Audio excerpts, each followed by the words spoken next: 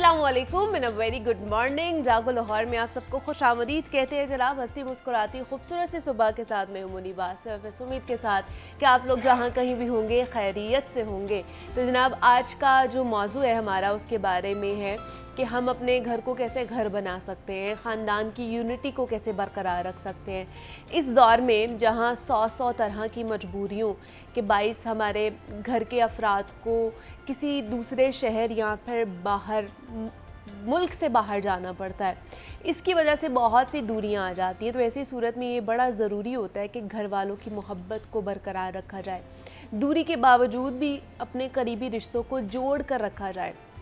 ये एक हकीकत भी है कि इस जदीद दौर में मुख्तलिफ़ वजूहात की बिना पर ख़ानदान के अफराद एक दूसरे से दूर रह रहे होते हैं। बहुत से लोग आपने देखे हैं जो नौजवान नस्ल है वो तालीम हासिल करने के लिए दूसरे ममालिक चली जाती है, दूसरे शहरों में चली जाती है रोज़गार के लिए, या फिर मुख्तलिफ़ वजूहात की बिना पर हमें जाना पड़ता है, माइग्रेट करना पड़ता है एक जगह से दूसरी जगह। लेकिन दूरी का मतलब ये नहीं होता कि मोहब्बत और ताल्लुक़ में भी दूरी आ जाए।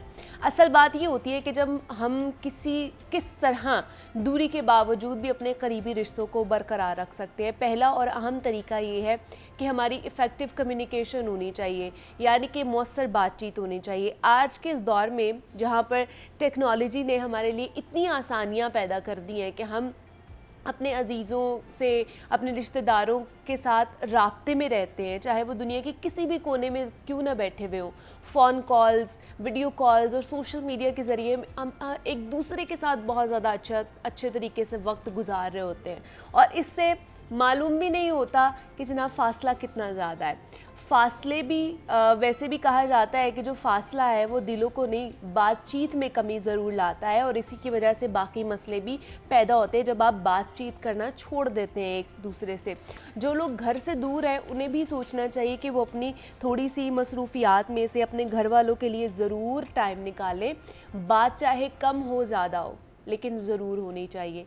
दूसरा, इमोशनल अवेलेबिलिटी का, यानी जज्बाती तौर पर एक दूसरे के लिए हम लोगों ने मौजूद ज़रूर रहना है। ख़ानदान और घर से बाहर रहने वाले अफराद इस बात को समझें कि सिर्फ बातचीत कर लेना काफ़ी नहीं होता, बल्कि खुशी और गमी में शरीक होना भी ज़रूरी होता है। जब कोई मुश्किल वक्त में हो तो आप उसको हिम्मत दे सकते हैं, उसको अपने अल्फाजों के साथ कंसोल कर सकते हैं और उनको बता सकते हैं कि जनाब हम आपके करीब हैं, दूर होते हुए भी हम आपके बहुत ज़्यादा करीब हैं। और वैसे भी ये बात सच है कि मोहब्बत की सच्ची आजमाइश तो होती ही दूरी में है। तो इन फासलों की वजह से अपनी कुर्बत में कमी ना आने दें। तीसरा तरीका है कंसिस्टेंट एफ़र्ट करने का, यानी मुस्तकिल कोशिश करते रहें अपनी लाइफ में, राब्तों में तसलसल बरकरार रखें, इस्तेकामत बरकरार रखें और इस सब में छोटी छोटी एफ़र्ट्स को मत भूलें। वो भी बड़ा मायने रखती है। जैसे लिख कर कोई पैगाम भेजें, कोई अगर आप अच्छे तरीके से रेडी हुए हुए हैं, कहीं बाहर जा रहे हैं, एक दूसरे को पिक्चर्स भेज दें। बाज़ औक़ात तो सिर्फ हाल चाल पूछ लेना ही मेरे ख्याल से बहुत होता है। हम समझते हैं कि खूनी रिश्ते खूनी होते हैं, इनमें कोई दूरी नहीं आ सकती है। बिल्कुल आ सकती है। आप कोशिश करना छोड़ देना, खुद ब खुद दरारें पड़ना शुरू हो जाती हैं। मोहब्बत का जो भी रिश्ता है वो आपकी कोशिशों का मोहताज होता है। चौथा तरीका, शेयर्ड एक्टिविटीज़। एक दूसरे के साथ चीज़ों को शेयर करें, जो भी आप कर रहे हैं अपनी रोज़मर्रा की ज़िंदगी में। मुख्तलिफ़ सरगर्मियाँ हैं, मुख्तलिफ़ चीज़ें हम लोग कर रहे होते हैं, उनको एक दूसरे के साथ शेयर करें। उन्हें बताएं कि इससे हमारा क्या रिज़ल्ट आ रहा है, हमारी ज़िंदगी इससे कितनी बेहतर हो रही है। Last but not the least, कि अंडरस्टैंडिंग एंड फ्लेक्सिबिलिटी आपके अंदर होनी चाहिए कि आप कितने अंडरस्टैंडिंग हैं। आप अगर दूर बैठे हुए हैं और आपसे कोई बात कर रहा है तो आप उसको कितने अच्छे तरीके से समझ रहे हैं। और दूसरा ये कि आपके अंदर थोड़ी सी फ्लेक्सिबिलिटी होनी चाहिए, लचक होनी चाहिए आपके रवैये के अंदर, आपके मूड के अंदर, आपके एटीट्यूड के अंदर, कि अगर कोई आपको कुछ समझा रहा है तो आप उसको अच्छे तरीके से फौरी जवाब ना दें, बल्कि उसको सोच समझ कर, थोड़ा सा गौर फिक्र करके फिर उसको समझें और उसके ऊपर बात करना शुरू करें या फिर अपना रिएक्शन देना शुरू करें।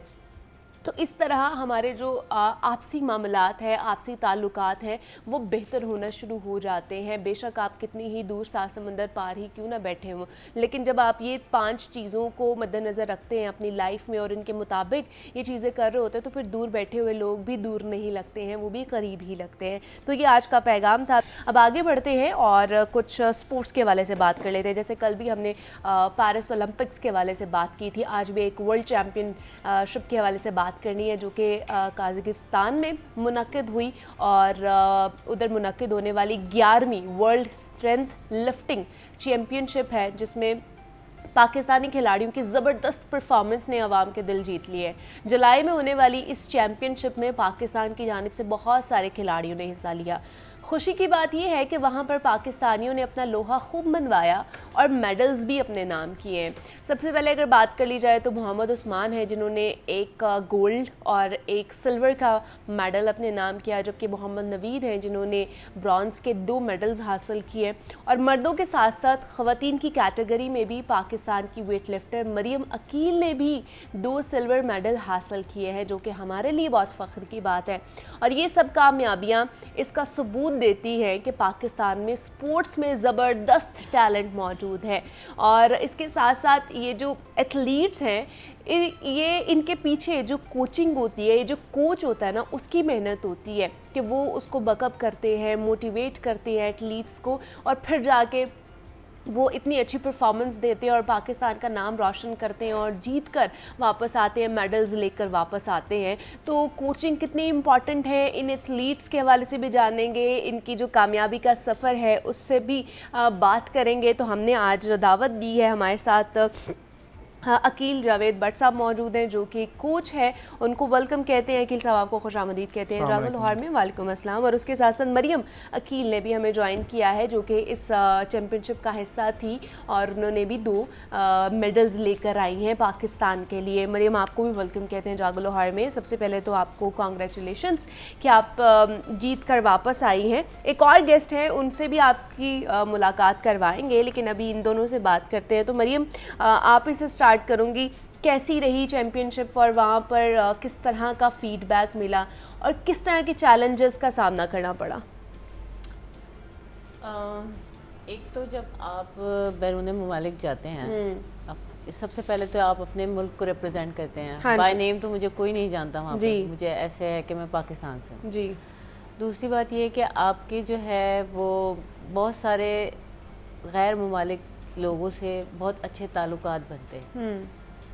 और उसके बाद आपने जैसे पूछा कि आपको कैसे जो है वो उसका सामना करना पड़ा, तो हम अपनी अपनी वेट कैटेगरी में खेलते हैं। हम सब लोग जो है ना, बहुत सारे चैलेंजेस का सामना करना होता है। एट अ टाइम हमें उस वक्त भी इंजरी हो सकती है, कोई पता नहीं होता, क्योंकि उस वक्त हम बहुत ज़्यादा स्ट्रेस में होते हैं। उस वक्त हमें पता होता है कि हमारा कंपटीटर किस कैटेगरी में खेल रहा है, वो क्या लिफ्ट कर रहा है, उसके बाद हमने क्या लिफ्ट करना है। तो इन चीज़ों को मद्देनज़र रखते हुए हम उस वक्त at a time in that time हम बड़े स्ट्रेस में होते हैं। अच्छा, मतलब उस टाइम आप उस वक्त हमें अपने कोच की बड़ी सपोर्ट की ज़रूरत होती है, क्योंकि वो एक मेन टाइम होता है जब वो हमें बकअप भी कर रहे होते हैं और हमें बता रहे होते हैं कि आप कर सकते हैं। अगर वो कर सकता है तो आप भी कर सकते हैं। बिल्कुल ऐसे ही है। ये इसलिए मैंने बात की है कि कोच एक ऐसा कह ले कि एलिमेंट है हमारी इस तमाम तर सफ़र में, ख़ासतौर पे एथलीट की जितनी भी कामयाबी का सफ़र होता है उसमें कोचिंग बड़ी इंपॉर्टेंट होती है कि आपका कोच आपको कितना सपोर्ट कर रहा है, कितने अच्छे से आपको बता रहा है, आपके एटीट्यूड को जानता है, आपके टेम्परामेंट को जानता है कि आप किस वक्त क्या रिएक्शन दे सकते हैं, किस तरह की टेक्निक्स आपने करनी है। तो अकील साहब, बड़ा इम्पॉर्टेंट ये जॉनरा है ख़ासतौर पर कोचिंग का। तो आपको किस तरह के चैलेंजेस फिर एज अ कोच फेस करने पड़ते हैं अगर इस तरह की चैम्पियनशिप आ जाती इंटरनेशनली, जब आप जाके पाकिस्तान को रिप्रेजेंट करते हैं? इससे वैसे है कि ये हमारे पाकिस्तान में स्ट्रेंथ लिफ्टिंग तकरीबन 6 सालों से स्टार्ट हुई है। अच्छा। और जिनके साथ हमारा कंपटीशन है वो काफ़ी सालों से उनको इसमें है, लेकिन अल्लाह का शुक्र है हम इसमें 5 टूर कर चुके हैं और 5 बार हमारे मेडल आ चुके हैं। ठीक है। पहले हमारी टीम थोड़ा ज़्यादा जाती थी, अब इस पर काम थी क्योंकि ये हमें इसकी गवर्नमेंट की सपोर्ट तो नहीं है, सेल्फ फाइनेंस बेस पे जाते हैं ये अच्छा। अपनी टिकट वगैरह खुद ही लेते हैं, जाकर पाकिस्तान का झंडा बुलंद करते हैं और वापसी पे भी इनको कोई प्रीति राय नहीं मिलती। लेकिन इसके बावजूद इनका जज्बा, शौक़ है, इनकी पर्सनल इनकी मेहनत है कि ये जाते हैं, अपनी टिकट्स वगैरह खर्च करते हैं और वहाँ से मेडल लेकर आते हैं। और उसके मतलब बाद गवर्नमेंट की तरफ से कोई सपोर्ट नहीं गवर्नमेंट मिलती की तरफ से कोई सपोर्ट नहीं, कोई ग्रांट नहीं है इनकी, कोई कुछ नहीं है। इवन कोई प्राइज़ नहीं है। कल भी हम गवर्नर साहब के पास गए थे तो वहाँ पे एक सर्टिफिकेट ही मिला था और कुछ इनको कैश वगैरह तो कोई नहीं मिला था। मतलब ये हमारे जो एथलीट हैं गोल्ड भी लेकर आए हैं, सिल्वर लेकर आए हैं, ब्रॉन्ज लेकर आए हैं, तो कोई सपोर्ट नहीं है। कोई मतलब नहीं है। मैं सुन के मुझे हैरानगी हो रही है। ऐसे जैसे हम कह रहे हैं पेरिस ओलंपिक की आप बात कर रही थी, हाँ जी। तो वहाँ पर तो प्राइस रखा हुआ है लेकिन वहाँ से मेडल नहीं अनफॉर्चुनेटली आता। हाँ जी। और जहाँ से आता है उनकी कोई प्रेज़राई नहीं है। लेकिन कल भी हम उनके ऊपर भी बात कर रहे थे तो उन एथलीट्स का भी कोई हाल नहीं था, उन्हें प्रैक्टिस के लिए जगह नहीं मिलती, उन्हें बाकी चीज़ों के लिए जगह जी नहीं जो मिलती। इंटरनेशनल स्टैंडर्ड है उसके मुताबिक नहीं है, उसके मुताबिक नहीं। और हम ये ख्वाहिश करते हैं कि हमारा ओलंपिक से मेडल है, जो कि बहुत ही नामुमकिन बात है। कभी होता था कि हम गोल्ड लेते थे हॉकी में, आज हम क्वालिफाई नहीं करते। अब क्वालिफाई नहीं कर क्वालिफाई सके, नहीं पिछले कर 3 साल से जी, हम ये लोग मौका क्वालिफाई है। नहीं हाँ कर जी, सके हॉकी में, जिसको हम नेशनल कौमी गेम अपने खेल है कहते हमारा, जी, हाँ हैं। जी। बिल्कुल ऐसे ही है। हमें मोहम्मद नवीद ने भी ज्वाइन कर लिया है जो कि इस चैंपियनशिप में थे और जिन्होंने 2 ब्रॉन्ज मेडल जो है वो लेकर आए हैं।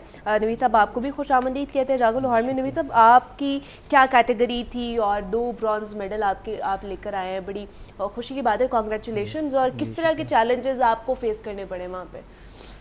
मेरी मास्टर 1 की कैटेगरी थी, 95 प्लस कैटेगरी में मैं खेला हूँ। तो वकील साहब कभी आपकी बात नहीं हुई, जो हमारे हुकूमती अहदेदारान हैं उनसे बात हुई हो, उनको बताया हो?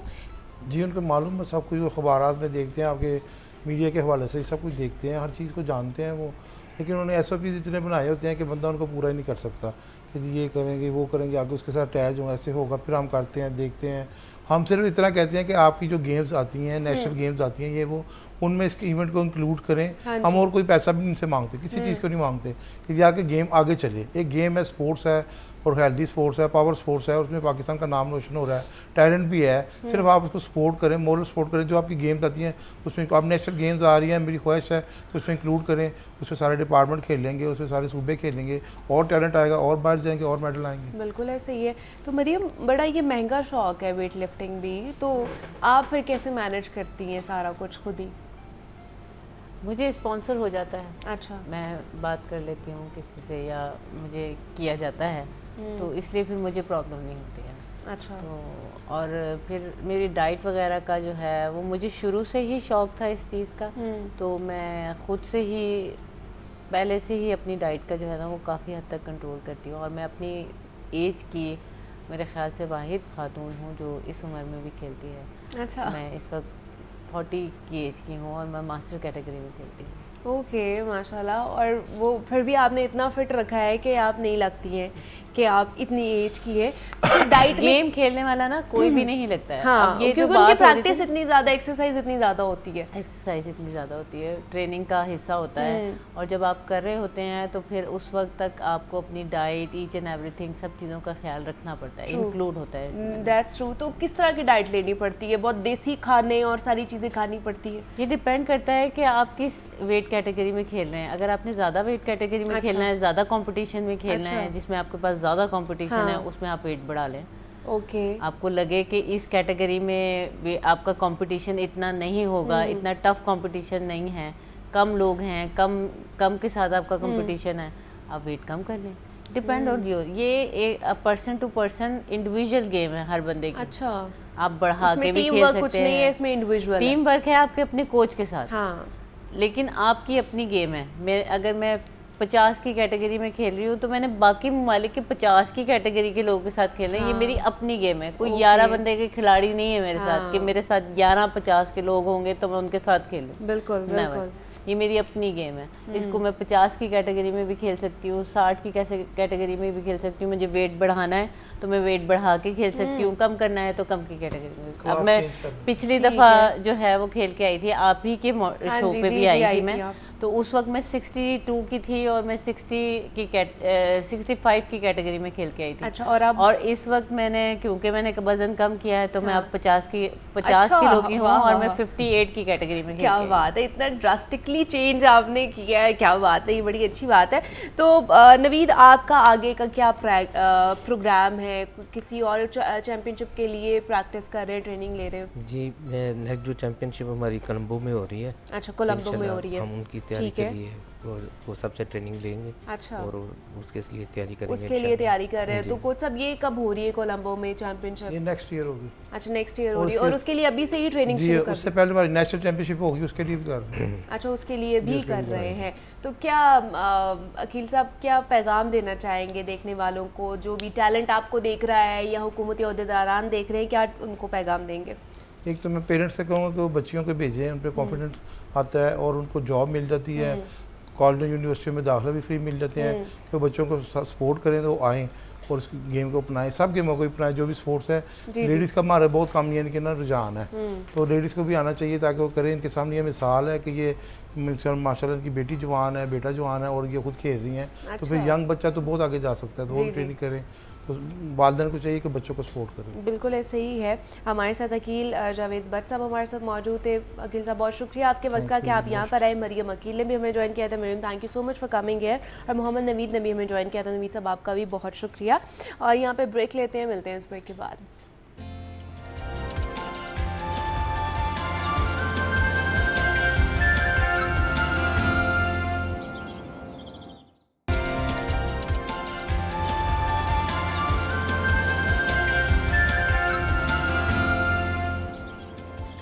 वेलकम बैक टू जागो लाहौर। जनाब, आज हमने कुछ बात करनी है लीची के हवाले से, क्योंकि मानसून की बारिशों ने जहां मौसम को बहुत हद तक ठंडा कर दिया है, वहीं मुख्तलिफ़ किस्म के फल और खानों से हम लोग महजूज़ भी हो रहे होते हैं। और बात हो मानसून की और ऐसे में लीची का जिक्र ना किया जाए तो मेरे ख्याल से ये मुनासिब नहीं होगा। और ये मशहूर और मीठा फल इस वक्त मार्केट में आ चुका है और इसको खाने से ना सिर्फ हमें अच्छा जायका मिलता है, बल्कि ये फल हमारी सेहत पर भी बहुत से मुस्बत असरात डालता है। लीची के अंदर कुदरती तौर पर एंटीऑक्सीडेंट्स पाए जाते हैं, जो कि हमें मुख्तलिफ़ बीमारियों से लड़ने में मदद देते हैं। और एक्सपर्ट्स के मुताबिक लीची खाना दिमाग, दिल और जिगर की सेहत के लिए बहुत मुफीद है। लीची हमारे मेटाबॉलिज्म को भी बेहतर करने में हमारी बहुत ज़्यादा मदद करता है।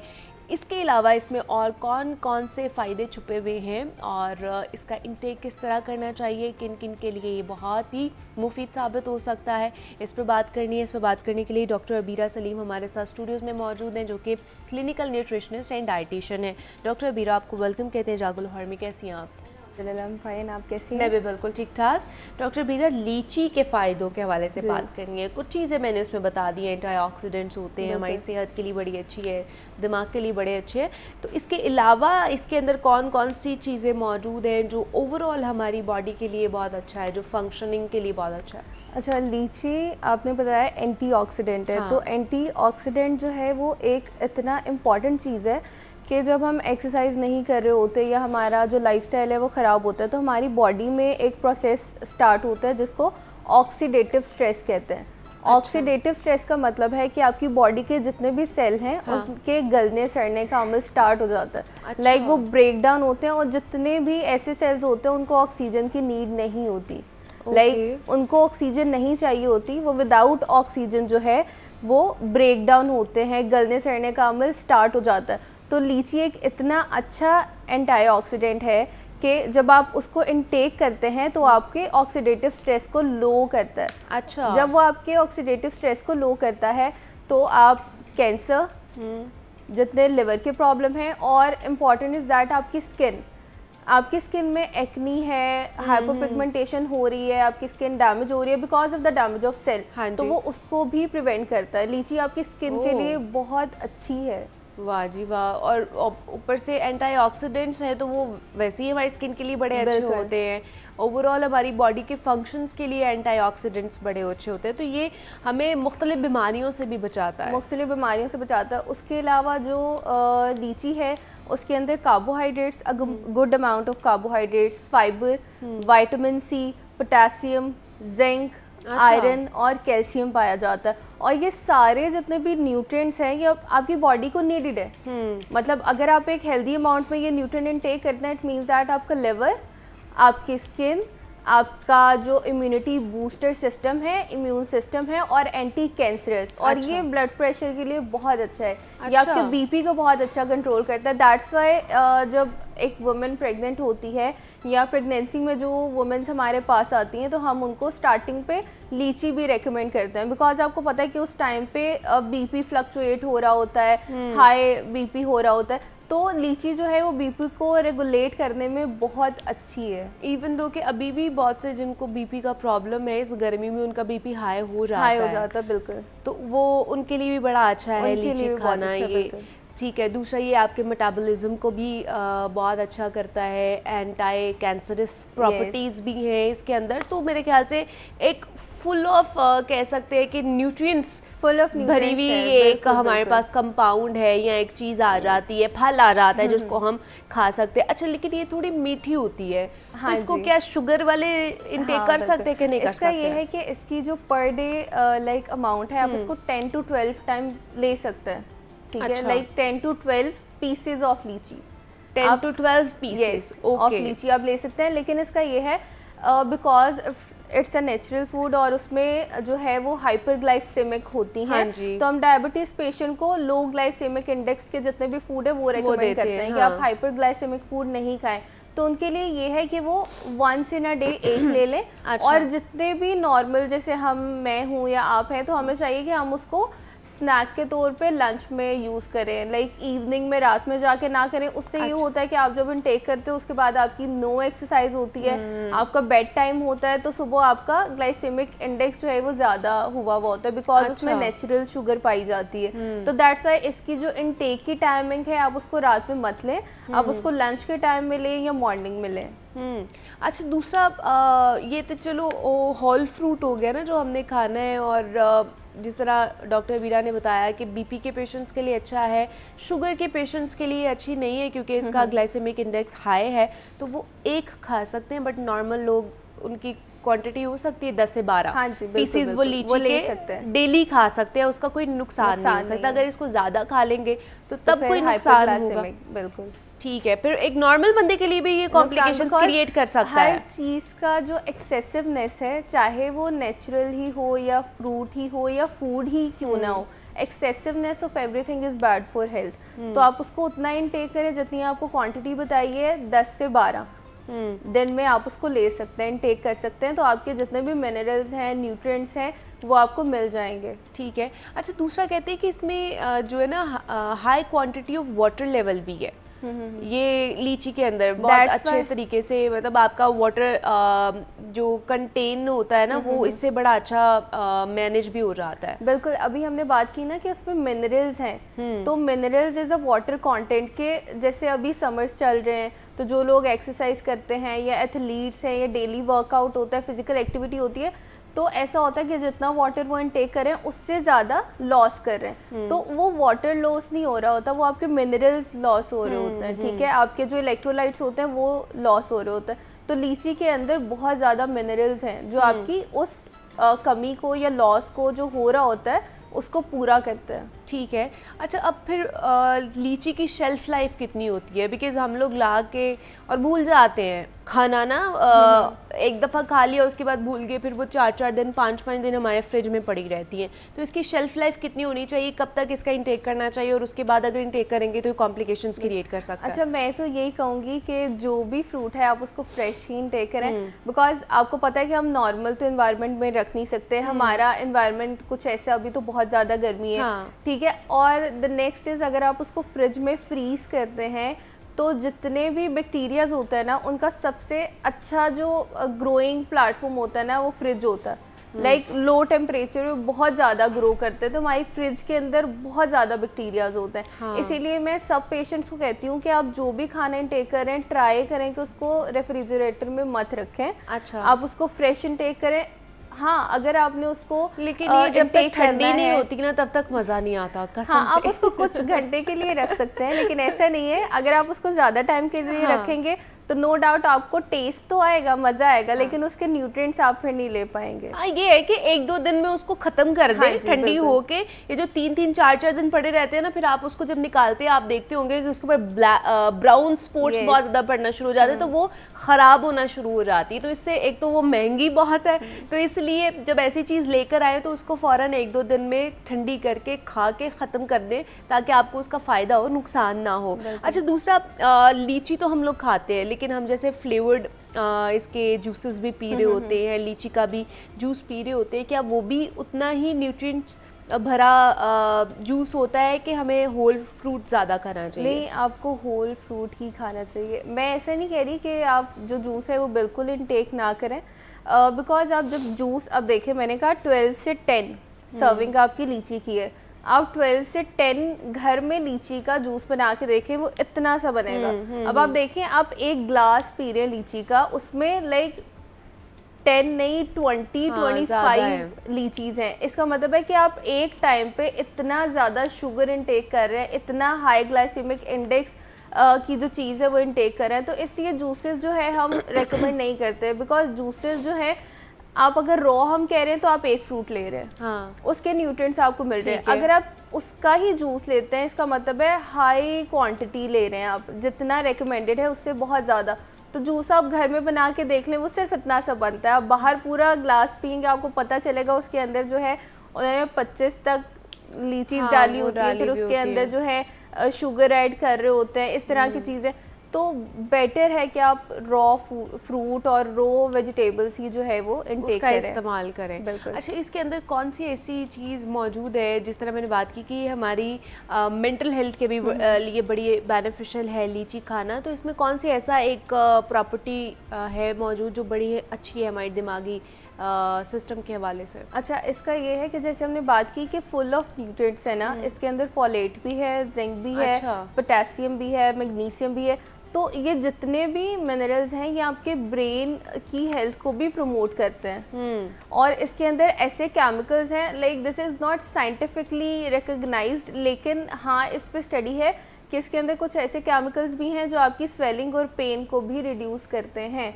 Like I am not saying that कि बहुत एक्सेसिव पेन है और आप घर बैठे हुए हैं कि मैं लीची खा रहा हूँ, पेन खा लूंगा reduce तो ठीक हो जाएगा। हाँ। आपको उस टाइम पे तो जानना है, हाँ। आपको उस टाइम पे मेडिकेशन लेनी है, लेकिन येस आपकी जो स्वेलिंग है या पेन है तो इसको रिड्यूस करने में भी लीची जो है वो बहुत हेल्पफुल है। ठीक है, ये आपके दिमाग के लिए भी अच्छी है।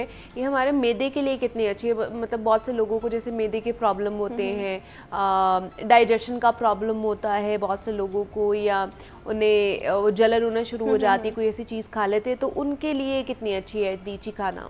उनके लिए जैसे हमने कहा कि फाइबर होता है। जब भी कोई हाँ। गट का पेशेंट आता है ना, तो उसका ये होता है कि गट का पेशेंट फाइबर बहुत कम ले रहा होता है, क्योंकि वो अच्छा। फाइबर इनटेक करता है तो वो कहते हैं मुझे कॉन्स्टिपेशन हो गई है, डायरिया हो गया है, मुझसे इनटेक हो नहीं रहा। लेकिन उस टाइम पे ऐसा होता है आपको गैस भी हो रही होती है, आपको लाइक जलन भी हो रही होती है, आपको पेन भी हो रही होती है। तो फाइबर इसके अंदर बहुत ज़्यादा अमाउंट में है, तो वो आपके स्टमक को रेगुलेट करने में हेल्प करता है। तो आपको जब आपका स्टमक ठीक नहीं है, यू शुड ईट फाइबर, वैसे भी फ्रूट्स एंड वेजिटेबल्स, और फ्रूट में आप लीची इनटेक करें जो आपके स्टमक के लिए बहुत अच्छा है, वो आपके स्टमक को रेगुलेट करता है। मतलब ये हमारे मैदे के लिए अच्छा है। और स्टमक जिन लोगों के लिए जिनको जलन होती है सीने में या इस तरह की डाइजेशन प्रॉब्लम होती है, उनके लिए ये लीची खाना बड़ा अच्छा साबित हो सकता है। लेकिन फिर भी आपने क्वांटिटी का ख़ास तौर पर ख्याल रखना है कि अगर इसको बहुत ज़्यादा आप खाएंगे तो फिर भी आपको प्रॉब्लम हो सकती है।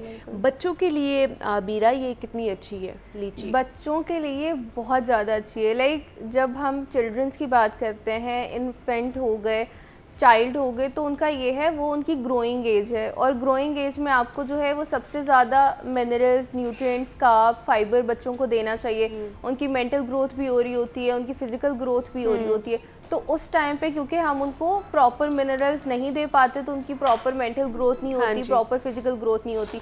तो litchi as such combined fibre, carbohydrates और मिनरल्स के साथ है। तो अगर आपका बच्चा कोई नहीं फाइबर इनटेक कर रहा है या खाना इतना अच्छा नहीं खाता, तो आप उसको लीची इनटेक कराएं, क्योंकि ठीक उसके है। अंदर प्रॉपर ऑफ न्यूट्रिएंट्स है। मतलब उसके अंदर सारी चीज़ें मौजूद है जो एक सेहतमंद बंदे को चाहिए होती है, तो आप लीची का इस्तेमाल कर सकते हो। उसमें आपको मिनरल्स, विटामिन्स, कार्बोहाइड्रेट सब कुछ उसमें एक ही चीज़ के अंदर मिल जाएगा। तो और आपको क्या चाहिए। हमारे साथ डॉक्टर अबीरा सलीम मौजूद थी। Doctor Abira, thank you so much for coming है। लीची के फ़ायदों के हवाले से हम बात करते हैं। यहाँ पे ब्रेक लेते हैं, मिलते हैं इस ब्रेक के बाद।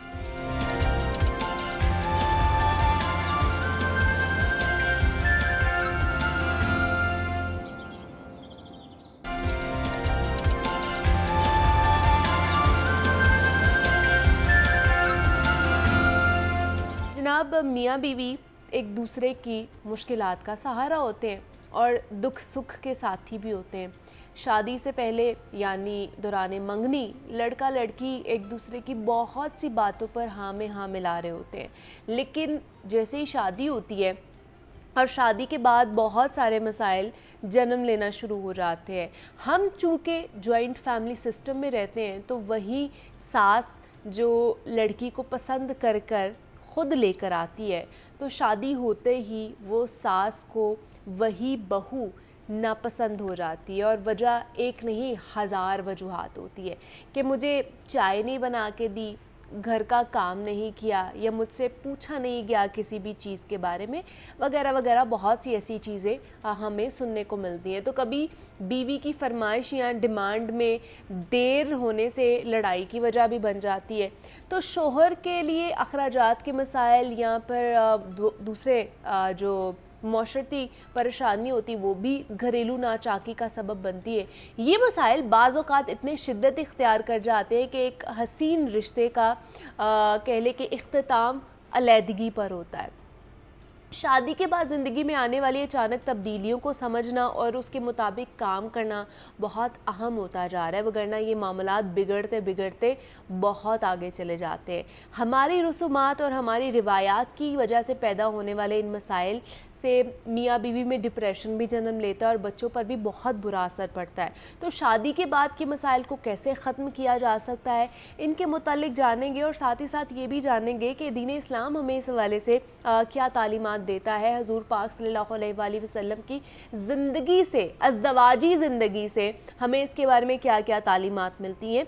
तो इस पर बात करने के लिए डॉक्टर पीर तारिक शरीफ ज़ादा साहब हमारे साथ मौजूद हैं। इस इंपॉर्टेंट टॉपिक के ऊपर गुफ्तगू करने के लिए डॉक्टर साहब आपको खुश आमदीद कहते हैं जागो लाहौर में। और उसके साथ साथ आज हमें डॉक्टर सबा शबीर शेख ने भी ज्वाइन किया है, जो कि क्लिनिकल साइकोलॉजिस्ट है। सब आपको भी खुश आमदीद कहते हैं जागो लाहौर में। कैसी हैं आप? ठीक है, आप बताइए। मैं भी बिल्कुल ठीक ठाक, शुक्र अल्लाह का। डॉक्टर साहब, आप ही से शुरू करेंगे। ये बड़ा इम्पॉर्टेंट टॉपिक है और जिसे मैंने बात की कि ये सिर्फ इस सदी का टॉपिक नहीं है, ये इस सदी का मसला नहीं है। ये सदियों पुराना ये चलती आ रही है नाचाकी, घरेलू नाचाकी या मामलात इस तरह बिगड़ जाते हैं, सास बहू की लड़ाई, फिर वो चलती आगे इतनी बढ़ जाती है कि दो ख़ानदान अलहदा होने पर भी आमादा हो जाते हैं। तो ये क्या वजूहात होती है सबसे पहले, और इस्लामिक पॉइंट ऑफ व्यू से हमें क्या क्या तालीमात मिलती है? बिस्मिल्लाह रब्बी मोहम्मद करीम अलैहिस्सलातु तस्लीम। सबसे पहले तो यादावरी का शुक्रिया, और हमेशा की तरह आज का उन्वान जो है वो भी बड़ा ज़िंदगी के करीब है, और किसी न किसी अंदाज़ में हम सबको ज़िंदगी में ज़ाती तजर्बे की शक्ल में या कम अज़ कम मुशाहिदे की शक्ल में इस मसले को जो है वो देखना पड़ता है, उससे गुज़रना पड़ता है, और इसके माशरे के ऊपर असरात, और उससे पहले घराने के ऊपर, और उससे भी पहले दो अफराद जो इस रिश्ते में मुंसलिक होते हैं उन पर जो असरात मुरतब होते हैं, उनके हवाले से भी बहुत सारी चीज़ें हमारे मुशाहिदे का हिस्सा होती हैं।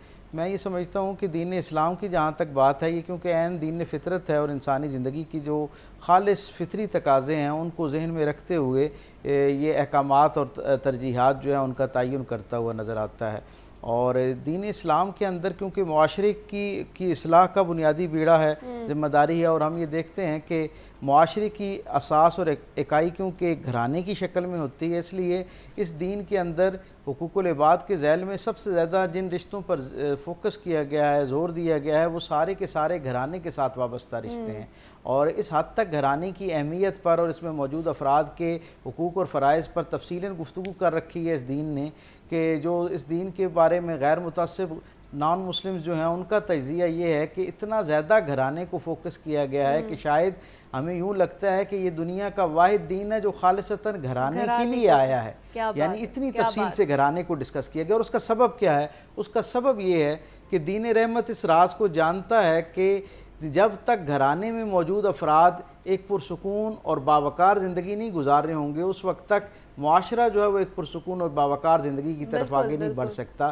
सो आप ये देखें कि जितने भी इसके अंदर रिश्ते मौजूद हैं उन सब के पहले जो हैं वो फ़राइज़ बयान किए गए हैं और उसके बाद हुकूक बयान किए गए हैं। सो जब जब इन हुकूक और फ़राइज़ के दरमियान एक खुशगवार तवाज़ुन जो है, जो खालिसतन फितरी तवाज़ुन है, उस एतदाल के साथ जो रिश्ते आगे बढ़ते हैं उनका आपस में ताल्लुक़ जो है वो वक्त गुज़रते साथ जो है वो पहले से बेहतर होना शुरू हो जाता है। लेकिन जिन रिश्तों की बुनियाद एक मसनूई जिसे इम्प्रेशन के ऊपर कायम की गई होती है, वो with the passage of time हम देखते हैं कि जैसे जैसे वक्त गुजरता जाता है वो जो उनका मसनूई रंग होता है वो उतरना शुरू हो जाता है और जो हकीकी रंग है, जो असल होता है, वो सामने आना शुरू हो जाता है। और नतीजा उसका क्या होता है? नतीजा उसका ये होता है कि फिर एक दूसरे से गिले शिकवे शुरू होना शुरू हो जाते हैं।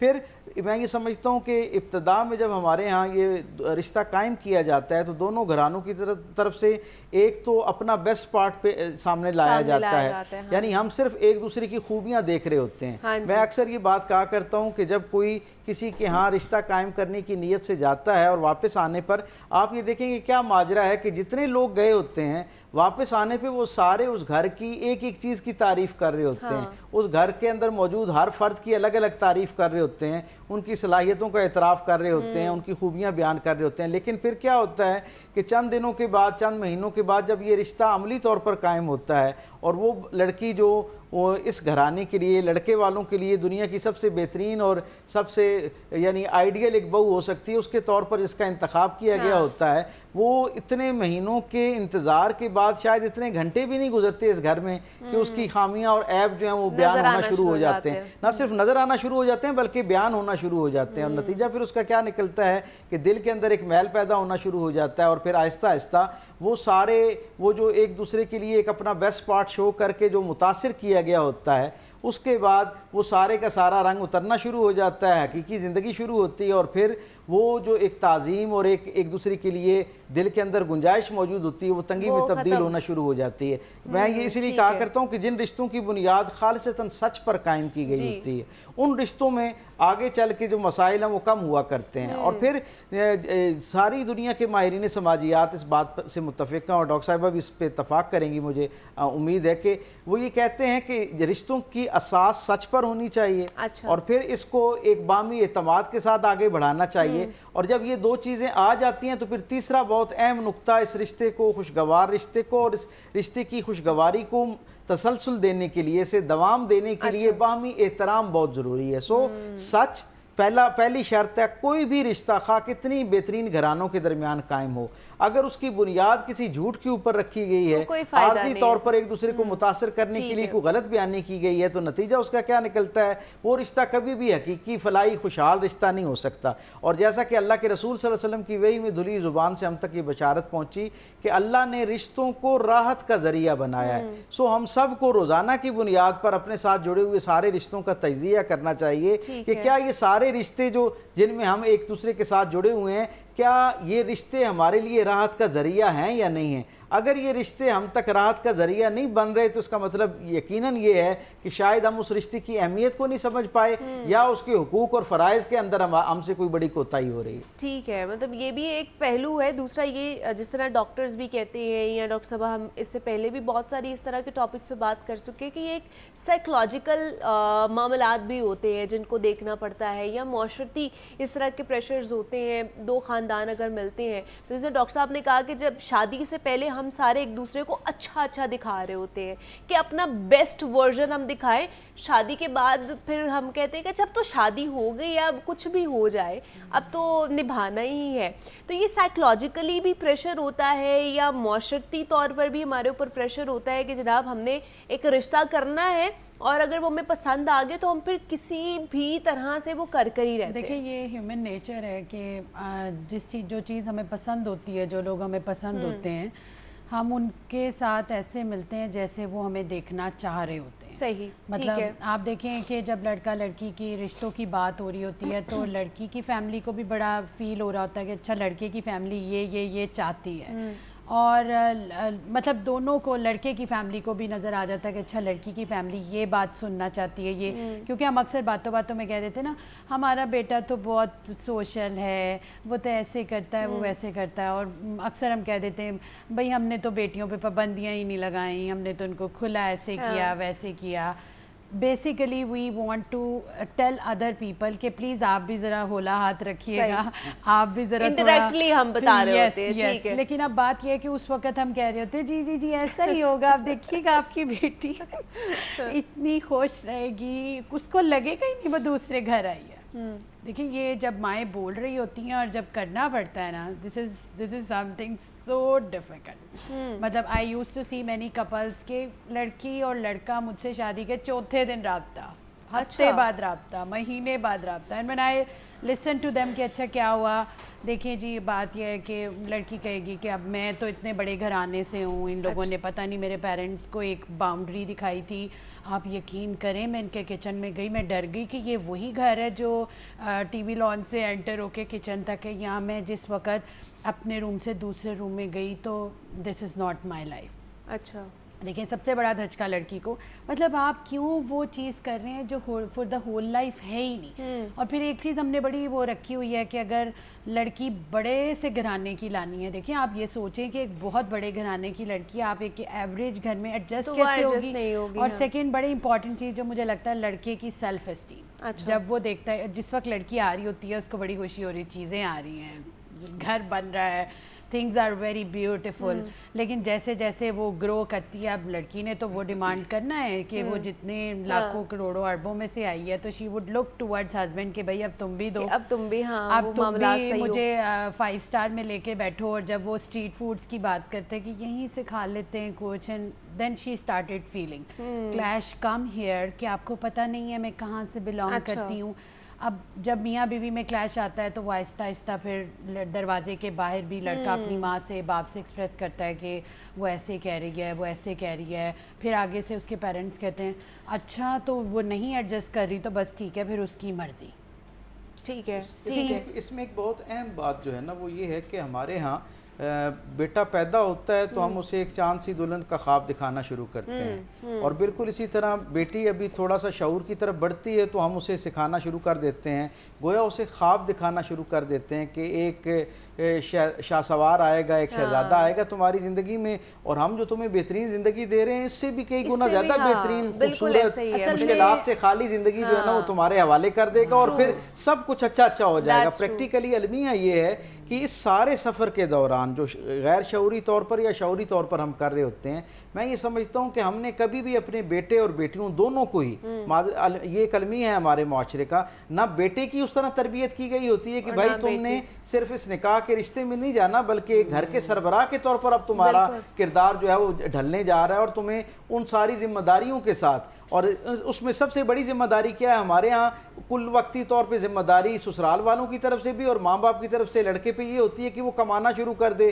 घर बनाना शुरू कर दे, जॉब अच्छी हो जाए, पैसे घर में आना शुरू हो जाए, ये भी ज़रूरी है, इसमें कोई दो राय नहीं है। लेकिन मैं ये समझता हूँ कि घर के सरबराह के तौर पर एक नए घर का जो यूनिट कायम होने जा रहा है उसके हेड के तौर पर मैं समझता हूँ उसकी सबसे बुनियादी जिम्मेदारी ये है कि वो अपने साबका और नए बनने वाले रिश्तों के दरमियान एतदाल कायम कर सके। उसे पता हो कि इस वक्त मेरी वालदा या मेरे वालिद मेरे ज़ाती घर की तरफ से, मेरे वालदैन वाली फैमिली की तरफ से, मेरी बीवी या उसके अजीज़ो अकारिब की कहाँ अख्तलफी हो रही है और कहाँ पर मेरी बीवी और उसके घरानों की तरफ से, घराने की तरफ से, उस घराने के अफराद की तरफ से डायरेक्टली इनडायरेक्टली बिल इरादा या बगैर इरादे के जो है वो मेरे वालदैन या उनकी कोई अख्तलफी हो रही है, तो इन दोनों के दरमियान जो तवाज़ुन कायम करने की तरबियत है, क्योंकि हमारे यहाँ वो लड़की की नहीं हो चुकी होती और ना लड़की को हमने ये सिखाया होता है कि बेटा तुम जिस घर में जा रही हो वो घर 40-50 साल से एक फैमिली यूनिट के तौर पे इस्टेब्लिश घर है, उसकी अपनी आदत है, उसकी अपनी खूबियां हैं, उसके अपने मामलात हैं। तो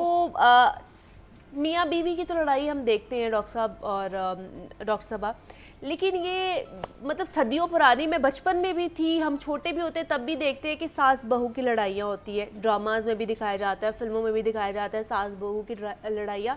कभी ये नहीं बताया गया कि दोनों अच्छे तरीके से भी घर को संभाल सकती हैं। ये आखिरकार सास बहू की लड़ाई शुरू कहाँ से होती है और ये क्या ख़त्म भी हो सकती है कि नहीं? ये एक एहसास से अदम तहफ़्फ़ुज़ का मैं समझता हूँ नतीजा है। अच्छा।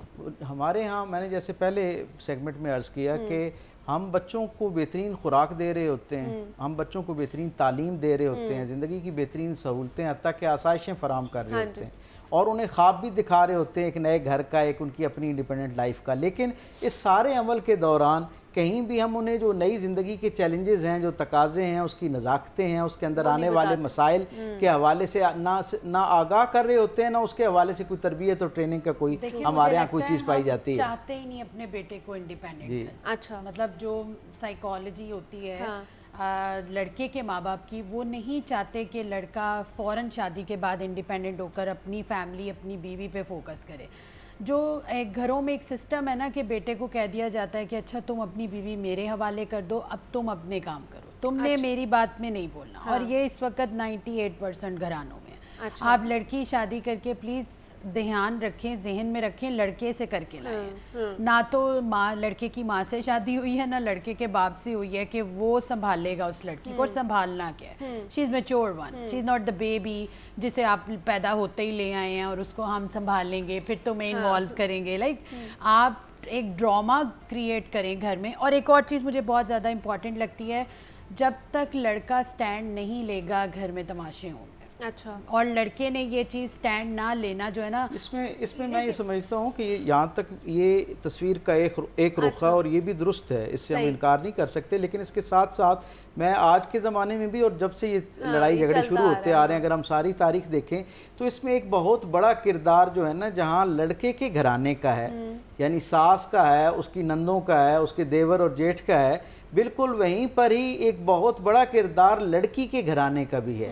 उसकी वालदा जो है, उसकी बहनें हैं, जहाँ पर बच्चे को ये बात समझाई जानी चाहिए या बच्चे के पेरेंट्स को ये समझाना चाहिए कि आपने अपने बच्चे की फ्री विल के साथ शादी की है, गोया उसे आपने इजाज़त दे दी है कि भाई अब हमने तो जो अल्लाह ने हमारे ज़िम्मे तुम्हारी ड्यूटी लगाई थी हमने पूरी कर दी है, अब तुम एक अपने फैमिली यूनिट को असर नो ज़ीरो से स्टार्ट करो और अपनी जो तकाज़े हैं ज़िंदगी के उन और अपना मिजाज है और अपनी बेगम के मिजाज के मुताबिक इस ज़िंदगी को जो है वो उस्तवार करना शुरू करो, ताकि एक हेल्दी हैप्पी लाइफ जो है उसका आगाज़ हो सके। बिल्कुल इसी तरह जहाँ लड़के के वालिदैन को समझाने की ज़रूरत है, वहीं पे लड़की के जो पेरेंट्स हैं उनको भी ये समझाने की ज़रूरत है कि खुदारा ये जो मोबाइल है इसके ऊपर एक दूसरे को अच्छी बात भी पहुँचाई जा सकती है। हाँ। जिस घर में वो बच्ची आई है, मेरे यहाँ अक्सर जब लोग शिकायत लेकर आते हैं और हमसे पूछते हैं कि जी पीर साहब बताएं अब क्या करना चाहिए, हाँ। तो मैं उस बच्ची से पूछता हूँ बेटा जिस घर में तुम गई हो उसका क्या अहवाल है, तो वो एक सांस में कोई 3000 उनकी खामियां बयान कर देती है। और मैं उसे कहता हूँ कि बेटे इतने दिनों में तुम्हें इतनी सारी खामियां नजर आई, कोई खूबी भी नजर आई है या नहीं नजर आई है? मकसद क्या है? ये सिर्फ जाविया निगाह का फ़र्क है। मैं इस हकीकत से इनकार नहीं करता कि बहुत कुछ ऐसा होगा उस घर के अंदर जो नापसंदीदा हो सकता है, लेकिन वहाँ पर कुछ अच्छी बातें भी तो हो रही होंगी ना जिसकी वजह से वो घर कायम है। सो सारी जो रॉन्ग रिपोर्टिंग है वो ही नहीं होनी चाहिए, कहीं ना कहीं अच्छी बात और सबसे बड़ी बात है। आप देखें पहले भी ये दोनों घराने हुआ करते थे, दो लोगों की शादी हुआ करती थी और इसी तरह दोनों तरफ ससुराल हुआ करता था, लेकिन उस ज़माने में ये लड़ाइयाँ कम क्यों होती थी और अब ज़्यादा क्यों नज़र आती हैं? उसका सबब ये है कि उस वक्त ये दोनों घराने इस नए रिश्ते में बंधने वाले दो नौजवान जो हैं उनके दरमियान मुआविन हुआ करते थे। इस रिश्ते को कायम रखने के लिए, इसे टूट फूट से बचाने के लिए, एक दूसरे से दूरी जब पैदा होने लगती थी तो लड़के के वालिदैन भी बीच में आ जाते थे, दूसरी तरफ वाले भी आ जाते थे और उनका आपस में राब्ता होता और वो एक दूसरे पर अपने बच्चों की शिकायत की बजाय एक दूसरे से बराह रास्त बात करके मामले को हल करने के लिए एक कदम आगे बढ़ा करते थे। अब मसला क्या है? अब यानी अब वालिदैन का माजरत के साथ बेटी के जो वालिदैन हैं यानी बेटे के वालिदैन की तरफ तो खामियां हैं ही हैं, इसमें तो कोई दो राय नहीं है, लेकिन बेटी के जो वालिदैन है मैं समझता हूँ उनका रवैया भी वैसा मुशफिकाना और अपनी बेटी के घराने को कायम रखने के लिए जो एक मुखलिसाना एफर्ट होनी चाहिए उससे खाली नजर आता है। अगर ये खास दर्जे के ऊपर उस तरफ से भी वो पॉजिटिविटी आना शुरू हो जाए और मकसद दोनों का ये हो कि जब दो नए लोग जिन्होंने 20-22 साल 25 साल एक अपने मिजाज से जिंदगी गुजारी है, अपने घर के माहौल में जिंदगी गुजारी है, दो अलग शख्सियतें हैं, दोनों का बतौर शख्सियत अलग अलग एहतराम करते हुए उन्हें वक्त देना चाहिए कि वो आपस में एक दूसरे के साथ जुड़ सकें। और ये सारे रिश्ते जो इनके साथ इर्द गिर्द आबाद हैं, वो सास ससुर की शक्ल में हैं, नंदों की शक्ल में हैं, बाकी जो भी रिश्ते इसके अंदर हैं, ये सारे के सारे इन दोनों को एक, जिसे कहते हैं ना, मुतवाज़न और खूबसूरत खुशहाल ज़िंदगी गुजारने का एक मुआविन सोर्स के तौर पर उन्हें अपना किरदार अदा करना चाहिए। डॉक्टर साहब, ये अखराजात वाला जो मामला है, इस हवाले से क्या हमें तालीमात देखिए ना मिलती कि है? अल्लाह ये के क्या है? रसूल सल्लल्लाहु अलैहि वसल्लम ने फरमाया कि एक शख्स अल्लाह के रस्ते में जिहाद में 1 दिरहम खर्च करता है, हाँ। फिर आपने फरमाया यतीमों की कफ़ालत के लिए खर्च करता है, फिर ये फरमाया कि माशरे की उमूमी भलाई के लिए कहीं को खर्च करता है, और 1 दिरहम अपने बच्चों पर, अपने अहल व अयाल पर खर्च करता है, अपने घर पर खर्च करता है। अल्लाह की निगाह में उसके इन सारे खर्च किए हुए जो रकम है उनमें सबसे बेहतरीन वो है जो उसने अपने अहल व अयाल पर खर्च की। इसका क्या मतलब है? अहल व अयाल पर खर्च करना जो है ये ख़ुद सरकार दो आलम सल्लल्लाहु अलैहि वसल्लम की अपनी पाकीज़ा सुन्नत से भी हम तक पहुँची। और हम देखते हैं तारीख़ के अंदर जहाँ जहाँ हुज़ूर के पास एक ख़ास दर्जे का माल आता है तो आप अपने घराने के ऊपर बड़े वफूर कल्बी के साथ, बड़ी कुशादगी के साथ खर्च करते हुए नज़र आते हैं, और अपने असहाब को भी इसकी तरगीब दिलाते हुए नज़र आते हैं कि अपने घरों में अपनी औलादों पर और अपनी बीवियों के लिए तहाइफ का ले जाना जो है ये भी सरकार दो आलम सल्लल्लाहु अलैहि वसल्लम की सुन्नत है। सरकार दो आलम सल्लल्लाहु अलैहि वसल्लम जब मदीने से बाहर तशरीफ़ ले जाते, वापस जब आते और किसी ऐसे मकाम से गुजरते जहाँ पर कोई ऐसी चीज़ होती जो तोहफे के तौर पर ले जाई जा सकती, तो रसूल रहमत सल्लल्लाहु अलैहि वसल्लम अपनी अज़वाज के लिए वो जो तहाइफ की शक्ल में वहाँ की जो सौगात हुआ करती थी वो साथ लेकर आया करते थे। इससे हमें ये पता चलता है असल मामला क्या है। बहुत सारे घराने ऐसे हैं जहाँ पर अरबों के वसाइल मौजूद हैं लेकिन वहाँ पर भी झगड़े नज़र आते हैं, और बहुत सारे ऐसे घराने हैं जहाँ पे सिर्फ ज़िंदगी का नाता कायम करने के लिए वसाइल मैसर हैं, इतनी कसमा पुरसी है, लेकिन वहाँ पर भी लोग खुशहाल रह रहे हैं। मैं ये समझता हूँ ये सारी चीज़ें कहीं ना कहीं हमारी नाराज़गी या हमारे खुशगवार ताल्लुक़ को मजबूत या कमज़ोर तो करती हैं, लेकिन ये इसकी बुनियाद नहीं है। अच्छा। बुनियाद वो रवैये हैं जिनकी बुनियाद पर मैं समझता हूँ कि ये इख्तलाफात जो है वो बढ़ना शुरू होते हैं। और वो रवैयों में पहला रवैया क्या है कि जब आप अपने आप को ऑप्शन लेस कर लेते हैं ना, आप ये देखते हैं कि मैंने अल्लाह की रज़ा के लिए एक खातून को जिसकी अपनी एक पूरी ज़िंदगी है, एक तशख़्ख़ुस है, अल्लाह के नाम पर मैंने उसको अपनी ज़िंदगी में शामिल किया है, और मैंने अल्लाह के सामने जो मुझ पर अल्लाह की तरफ से इसके हुकूक और फ़राइज़ मुतय्यन किए गए उनके हवाले से जवाबदेह होना है। जब आप इस तसव्वुर के साथ किसी खातून को अपनी ज़िंदगी में शामिल करते हैं, और बिल्कुल वाइस वर्सा अगर खातून इसी अंदाज में सोच के किसी शख्स मर्द को अपनी ज़िंदगी में दाखिल करती है और उसके साथ निकाह करती है, तो मैं ये समझता हूँ कि ये एहसास इतना ताकतवर है कि बहुत सारे मसाइल होने के बावजूद ये इस रिश्ते को कमज़ोर नहीं होने देता। और फिर अगला दर्जा जब किसी शख्स को ये पता चलता है कि अल्लाह के रसूल ने हमें ये बशारत पहुँचाई कि एक गैर मुस्लिम से, अजनबी से आपको जब तकलीफ़ पहुँचती है और आप बर्दाश्त करते हैं तो अल्लाह एक अजर अता करता है, किसी मुसलमान से तकलीफ़ पहुँचती है तो अजर दुगना कर दिया जाता है, जब किसी मुसलमान हमसाए से तकलीफ़ पहुँचती है 3 गुना कर दिया जाता है, मुसलमान हमसाए रिश्तेदार से पहुँचती है 5 गुना कर दिया जाता है। और हुजूर की आखिरी फ़िक्रा सुने कि हुजूर ने कहा कि जब मियाँ बीवी एक दूसरे की नापसंदीदा बात पर सिर्फ अल्लाह की रज़ा के लिए बर्दाश्त करते हैं, खामोशी इख्तियार करते हैं, ताल्लुक़ को टूटने से बचाने के लिए खामोश होते हैं,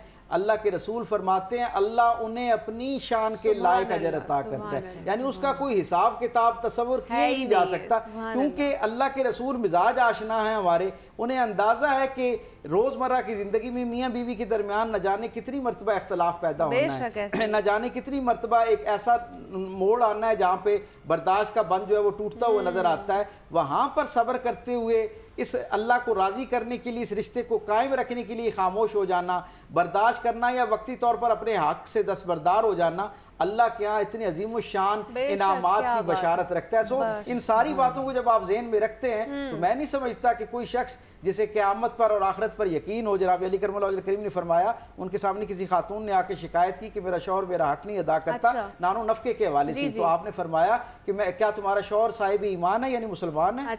उन्होंने कहा जी मुसलमान है। तो आपने कहा मुझे हैरत है कि एक शख्स अल्लाह पर और आखिरत की जवाबदेही पर यकीन रखता है और उसके बाद वो अपनी बीवी के जो हुकूक है उनमें कोताही बरतता है, ये कैसे हो सकता है? तो मामला ये है कि जब आपके ज़हन में इस जवाबदेही का तसव्वुर कायम हो तो फिर हो ही नहीं सकता कि आप किसी का ज्यादा देर ज्यादा तक हक हक मार सकें माफ- या हक तलफी कर बिल्कुल सकें। ऐसे ही है। बड़ी इंपॉर्टेंट बात टॉलरेंस, इन्होंने हाँ। की है कि एक दूसरे के हकूक बराबरी पे पूरे करने चाहिए। ये नहीं कि एक पार्टनर चाहे कि मेरे बस हकूक पूरे हो जाए, मैं ना दूं तो चल बिल्कुल जाए ऐसे ही है, शादी। true। देखिए ये दोनों साइड से चलने वाली गाड़ी है ज़िंदगी की। ये एक साइड चलाएगी तो वो थक जाएगी और वो भाग जाएगी। ठीक है। आप कोशिश करें शादी में जब कॉन्फ्लिक्ट आए उसको लाजमी सुने, अपने मियाँ बीवी एक दूसरे को लाजमी सुने और उसको सोल्यूशन के पर्पस से सुने, सही। लड़ाई के पर्पस से नहीं। और बदले, मतलब मैंने देखा है कि मियाँ बीवी में एक बदले की जो कैफियत आ जाती है ना कि उस वक्त तुमने ये किया था तो मैंने ये किया, तुम्हारी माँ ने ये किया, अब तुम मेरी माँ से सुनो, तो प्लीज़ स्टॉप इट।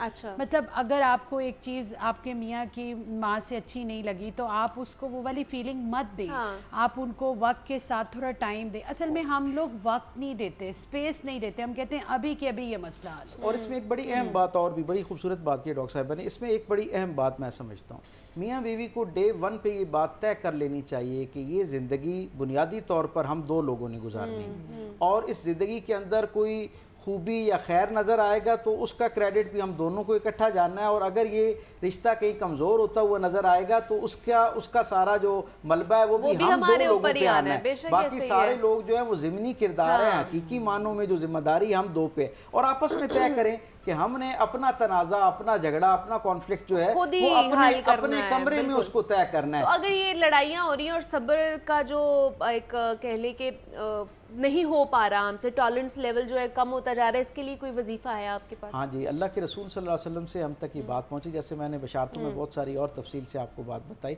सब्र के लिए जो है ना, या सलामो या करीम, या सलामू या करीम, सलामो ठीक है। या करीम पढ़ते वक्त और अव्वल आखिर जो है 11-11 शरीफ। मरतबा दरूद पाक और ठीक है। दरमियान में 111 मरतबा या सलामो या करीम ठीक है। पढ़ें। फिर अल्लाह के रसूल ने ये कहा कि जब आपको गुस्सा आए, आप खड़े बोल रहे हैं तो खामोश हो जाएं, खड़े हैं तो बैठ जाएं, बैठे हुए तो लेट जाएं। वुजू करने से भी जो है वो बहुत सारे गुस्सा मामला कम तय हो होता जाते है, हैं। ठीक और है। आपस में तय करें कि आज हमने इस मौजू को फाइनल नहीं करना, हमने है। 2 दिन बाद इस पे बात इसके ऊपर करनी बात है। करनी, तब तक आपका गुस्सा जो है वो ठंडा हो जाए। हमारे साथ डॉक्टर पीर तारिक शरीफजादा साहब मौजूद थे और डॉक्टर सबर शबीर शेख मौजूद थी। आप दोनों का बहुत शुक्रिया कि इस इंपॉर्टेंट टॉपिक के ऊपर हमने बात की है। मुझे इजाज़त दीजिए, अपना ख्याल रखिएगा, अल्लाह हाफ़िज़।